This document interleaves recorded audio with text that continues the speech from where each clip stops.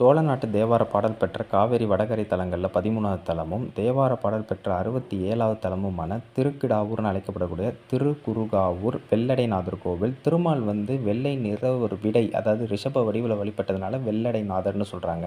சீர்காழியிலேருந்து தென் திருமுலை வாயில் போகிற வழியில் இந்த கோவில் இருக்குது. சுந்தரமூர்த்தி நாயனருக்கு இறைவன் முதியோர் விஷயத்தில் பொதிச்சோறு வழங்கிய கோவிலுங்கிறதுனால இந்த கோவிலில் ஆண்டுதோறும் தை அமாவாசை சித்ரா பௌர்ணமி அன்னைக்கெல்லாம் கட்டமுது வழங்கும் விழா ஒன்று நடக்கும். இறைவன் பேர் வெள்ளடைநாதர், தாயார் பேர் காவியங்கண்ணி. சம்பந்தர் ஒரு பதிகமும் சுந்தரர் ஒரு பதிகமும், அப்பர் ஒரே ஒரு பாடல் மட்டும் பாடியிருக்கிறார்.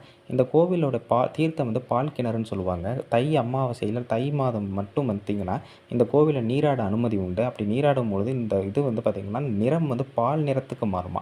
அந்தளவுக்கு ஒரு சிறப்பு வாய்ந்த கோவிலாக இது சொல்லப்படுது. அப்படி எண்ணற்ற தகவல்களுக்கு இந்த கோவிலேருந்து ஒரு 5 கிலோமீட்டர் தள்ளி வரிசை பெற்ற இடமணல்னு ஒரு பகுதி, அங்கேயும் ஒரு லிங்கம் இருக்குது. இங்கு தான் சுந்தரமூர்த்தி நாயனார் தன்னோட அடியார்களோட தங்கிய இடமாக சொல்லப்படுது.